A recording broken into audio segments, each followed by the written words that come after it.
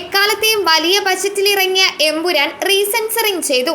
സിനിമയിലെ രാഷ്ട്രീയവും ഗുജറാത്ത് കലാപവുമായി ബന്ധപ്പെട്ട ഭാഗങ്ങളാണ് മാറ്റിയത്. 17 സീനുകൾ നീക്കം ചെയ്തതായാണ് വിവരം. വോളണ്ടറി മോഡിഫിക്കേഷൻ നടത്തിയ പതിപ്പ് സെൻസറിംഗ് കമ്മിറ്റി വിലയിരുത്തി. നിർമ്മാതാക്കളുടെ ആവശ്യത്തെ തുടർന്നാണ് അണിയറ പ്രവർത്തകർ ഇത്തരമൊരു നീക്കത്തിന് ഒരുങ്ങിയത്. തിങ്കളാഴ്ച മുതൽ റീസെൻസറിംഗ് ചെയ്ത ഭാഗങ്ങളായിരിക്കും തിയേറ്ററിൽ പ്രദർശിപ്പിക്കുക. അതുവരെ നിലവിലെ സിനിമ പ്രദർശനം തുടരും. കലാപത്തിന്റെ കൂടുതൽ ദൃശ്യങ്ങൾ, സ്ത്രീകൾക്കെതിരായ ആക്രമണ ദൃശ്യങ്ങൾ എന്നിവ ഒഴിവാക്കി.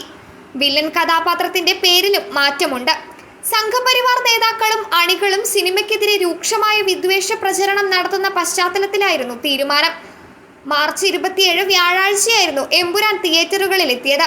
ചിത്രം പുറത്തിറങ്ങിയതിന് പിന്നാലെ ഗുജറാത്ത് കലാപവുമായി ബന്ധപ്പെട്ട സിനിമയിലെ ചില പരാമർശങ്ങൾ ചൂണ്ടിക്കാട്ടി എമ്പുരാനെതിരെ ബഹിഷ്കരണാഹ്വാനവുമായി സംഘപരിവാർ രംഗത്തെത്തി.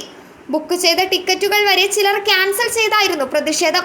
എന്നാൽ BJP സംസ്ഥാന പ്രസിഡന്റ് രാജീവ് ചന്ദ്രശേഖറും സംസ്ഥാന ജനറൽ സെക്രട്ടറി MT രമേശും എമ്പുരാനെതിരായ വിമർശനങ്ങളെ തള്ളിക്കളഞ്ഞിരുന്നു. സിനിമയെ സിനിമയായി കാണണമെന്നായിരുന്നു BJP നേതാക്കൾ പറഞ്ഞത്. അതിനിടെയാണ് RSS മുഖപത്രമായ ഓർഗനൈസർ എമ്പുരാനെതിരെ രംഗത്തെത്തിയത്. എമ്പുരാനിനുള്ളത് ഹിന്ദു വിരുദ്ധ അജണ്ടയാണ് എന്ന് ഓർഗനൈസർ കുറ്റപ്പെടുത്തി.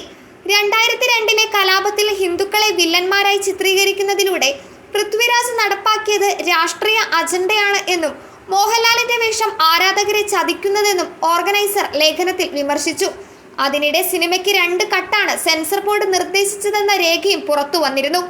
റിലീസ് ചെയ്ത് 2 ദിവസം പൂർത്തിയാക്കും മുമ്പേ 100 കോടി ക്ലബിലെത്തി ചരിത്രം സൃഷ്ടിച്ചുകൊണ്ടാണ് എമ്പുരാൻ ബോക്സ് ഓഫീസിൽ തകർത്തോടുന്നത്.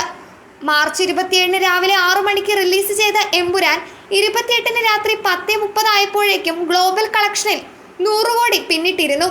പൃഥ്വിരാജിന്റെ ആദ്യ സംവിധാന സംരംഭമായ ലൂസിഫറിന്റെ 2ാം ഭാഗമാണ് എമ്പുരാൻ.